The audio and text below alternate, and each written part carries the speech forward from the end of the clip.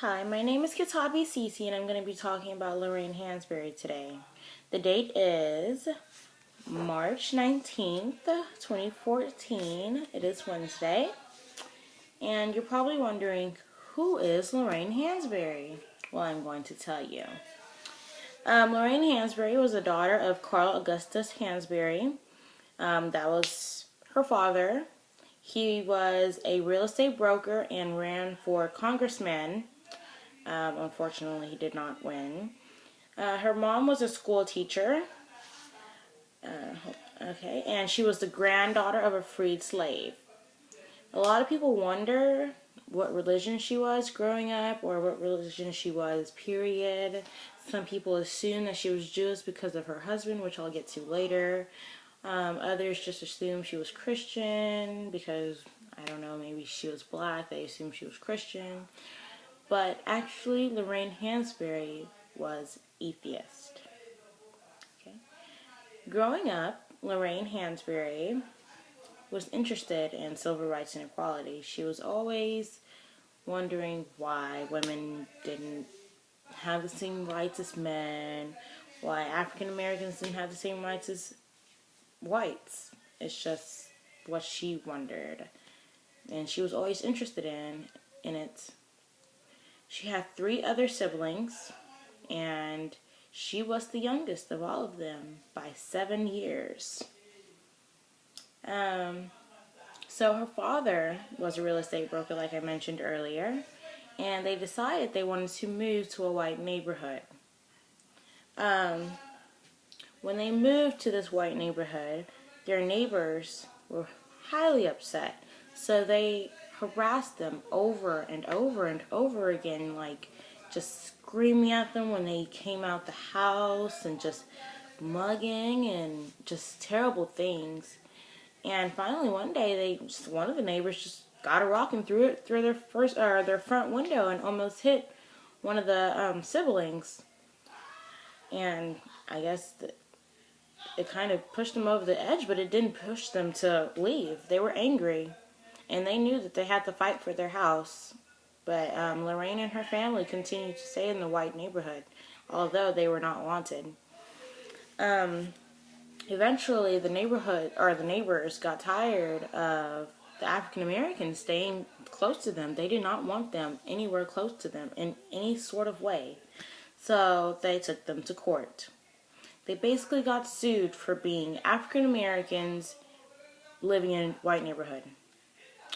What law is there that says African Americans cannot live in a white neighborhood or be neighbors with a white person or a white family?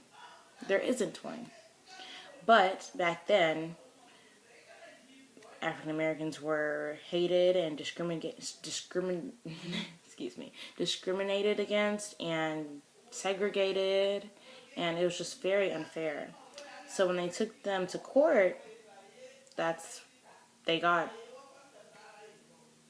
pushed to leave out of their house, and they ended up moving back to Chicago. Well, they stayed in Chicago, but they moved to a black neighborhood, you would say. So they got forced out of their house, which was highly unfair because of their skin color.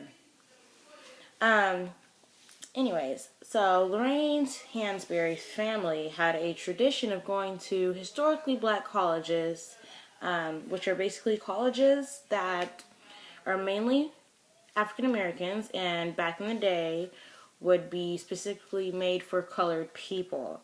Like, for example, Texas Southern University, as some of y'all might know or might have applied for, they were a historically black college.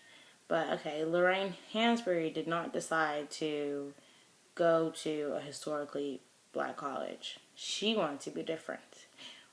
Nobody knows if it's because she was a rebel or if it was because she just wanted to get a better education. So she decided to go to University of Wisconsin in Madison. Okay. She stayed there for about 2 years before dropping out. She changed her major to writing from, I believe it was arts. She dropped out in 2 years and moved to New York City. In New York, she got a job, got actually 2 jobs. She was a writer and associate editor for Paul Robinson's Freedom newspaper, and she was also a waiter slash cashier at the same time. So she was a pretty busy woman. And I guess eventually she just got tired of all the stress, or she just wanted to live a little bit freer. So she ended up quitting her jobs too. At this point, I believed that she was just a quitter and a rebel, and I was like, oh my goodness, this girl likes to give up a lot. She was very rebellious because she went with her family to a white neighborhood and refused to leave. She quit both of her jobs. She dropped out of college, and she didn't listen to her parents about going to a historically black college. So at this point, I was thinking, wow, Lorraine Hansberry, she's kind of similar to me. No, I'm just kidding. But she was very rebellious, in my opinion, at that point. But eventually, when I started researching more about her, she turned out to be very inspirational. But I will get there. So after she quit both of her jobs, she decided to just write for fun. And this was in 1956. So after a while, she decided to go back to work again, which was kind of, I don't know, indecisive of her. But okay, she decided to go back to work for Daughters of Bilitis, which was the first lesbian civil political rights organization in the United States. And while she was there, she wrote a letter called The Ladder, and it was about feminism and homophobia. This letter exposed Lorraine Hansberry's true sexuality. You see, you would think she was straight because she was married to a Jewish songwriter for 9 years. But Lorraine, deep down inside, she was a lesbian. And it was exposed when she wrote The Ladder, and she signed it with her initials because she was so afraid of judgment, and she was just too scared to come out. So she signed it under her initials so nobody could know. So after that, then came out A Raisin in the Sun, the play that she wrote. It was first called Crystal Stairs, but it changed to A Raisin in the Sun from a line in the poem Harlem by Langston Hughes. He was very inspirational to her, so she decided to use use one of the lines from his poem as her title for her play. Part of the line said, "What happens to a dream deferred? Does it dry up like a raisin?" And that's where she got her title from. The first play opened at Ethel Barrymore Theater on March 11th of 1959, which was exactly 8 days from today. So it would have been an anniversary. I don't know how many years.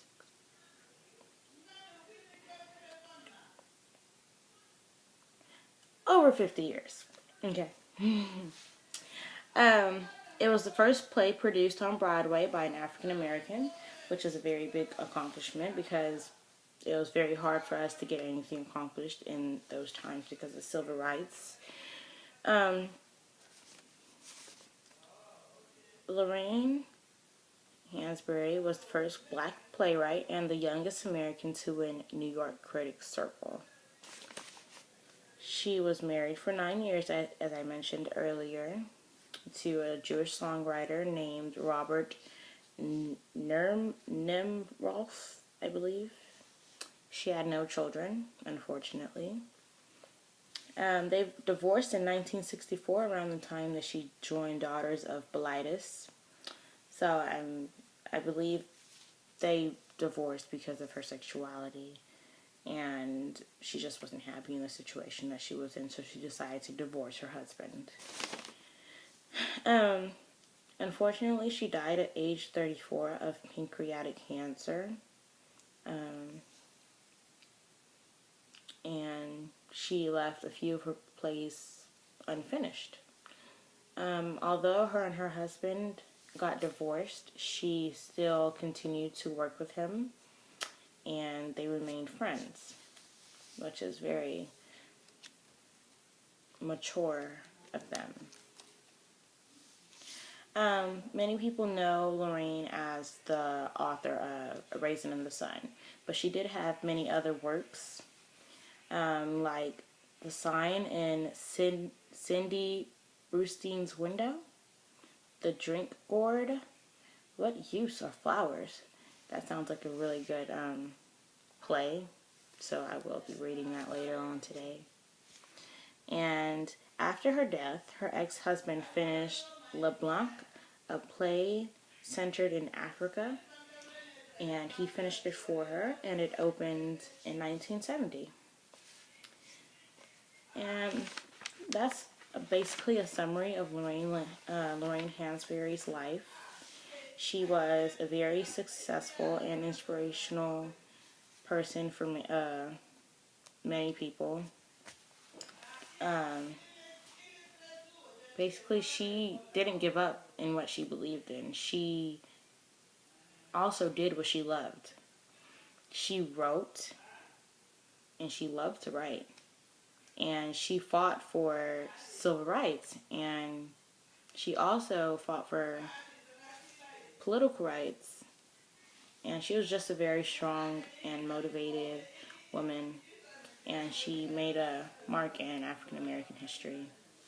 And that's all about Lorraine Hansberry. Thank you for watching.